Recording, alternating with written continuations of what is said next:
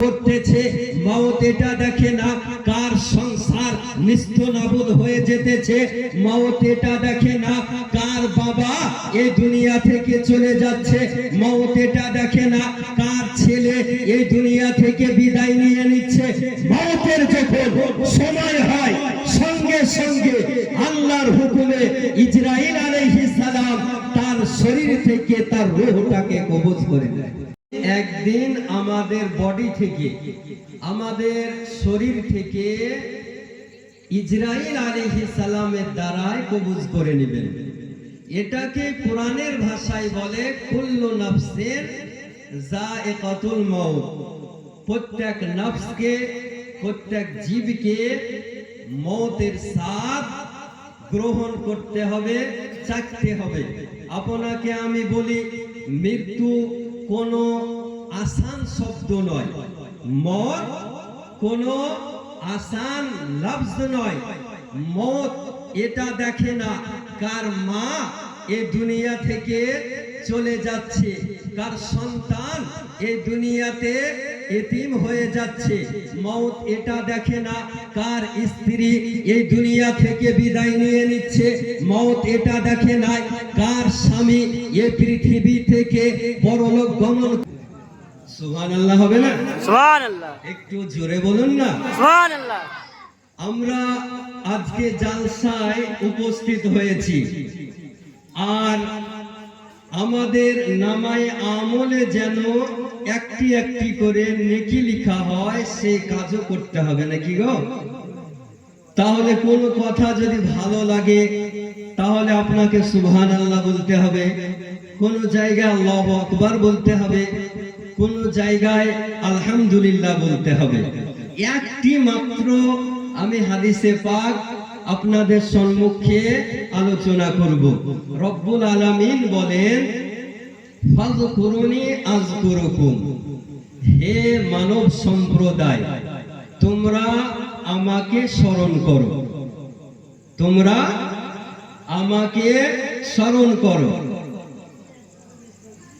আচ্ছা বলেন, যদি আমরা আল্লাহকে স্মরণ করি, আল্লাহকে ইয়াদ করি, মনে রাখি, তাহলে আমাদের প্রফিট কি, আমাদের লাভ কি? আপনি আমি জানি যে দুনিয়া লাভের পিছনে ছুটছে নাকি গো? একটা ইট যদি উঠাতে বলা হয় তারও মজদুরি চাই, চাই না? বিনা প্রফিটের কোনো কাজ হয় না। তাহলে যদি আমরা আল্লাহকে স্মরণ করি, আল্লাহকে ইয়াদ করি, তাহলে আমাদের লাভ কি? তো রব্বুল আলামিন বলেন, যখন বান্দা আমাকে পৃথিবীর বুকে এ জোলাপাড়ার সরজমিনে থেকে আমাকে আল্লাহ বলে স্বীকার করবে, তো আমি আল্লাহ ওই বান্দাদেরকে আরশে আজিমে তাদেরকে স্মরণ করব। সুবহানাল্লাহ হবে না? সুবহানাল্লাহ। তাহলে এখানে আজকে আমরা বসে রয়েছি, আর আমাদের চর্চা কোথায় হচ্ছে? জোরে বলেন, আরশে আজিমে। যখন হাদিসের মধ্যে উল্লেখ রয়েছে, যখন বান্দা আল্লাহকে স্মরণ করে, আজকে যে জোলাপাড়া গ্রামে একটি জালসার আয়োজন করা হয়েছে, আজকে কিছু মানুষ একত্রিত হয়ে মৌলভী সাহেবের মুখ থেকে, মুফতি সাহেবের জবান থেকে, হাফেজ সাহেবের মুখ থেকে আল্লাহর তাসবিহ ও তাহমিদ শুনবে। তখন ফারিস্তা মণ্ডলীগণকে আল্লাহ জিজ্ঞাসা করবেন, হে ফারিস্তা মণ্ডলীগণ বলো, পৃথিবীর মানুষ দুনিয়াতে কি করতেছিল? তো ফারিস্তা মণ্ডলীগণ বলবেন, আল্লাহ আজকে জোলাপাড়ায় একটি জালসার আয়োজন করা হয়েছে, যেখানে জান্নাত জাহান্নামের আলোচনা করা হচ্ছিল, যেখানে ফুলসিরাতের কথা আলোচনা করা হতেছিল। আজকে জোলাপাড়ার মানুষ তোমাকে স্মরণ করতেছিল। তো ফারিস্তা মণ্ডলীগণকে আল্লাহ বলবে, হে ফারিস্তা মণ্ডলীগণ শোনো, জোলাপাড়ার মানুষকে আমি আল্লাহ আমাকে দেখেছে।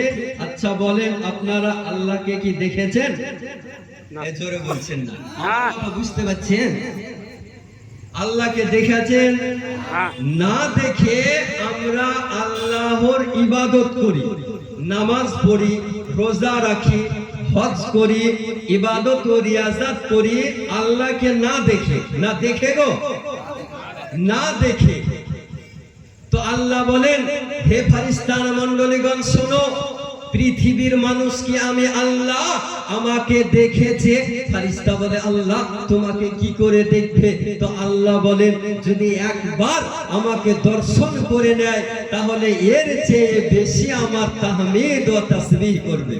জোরে সুবহানাল্লাহ হবে না? সুবহানাল্লাহ। তারপর রব্বুল আলামিন ফারিস্তা মণ্ডলীকে জিজ্ঞাসা করছেন, হে ফারিস্তা মণ্ডলীগণ বলো, আজকে পৃথিবীর মানুষ পৃথিবীতে থেকে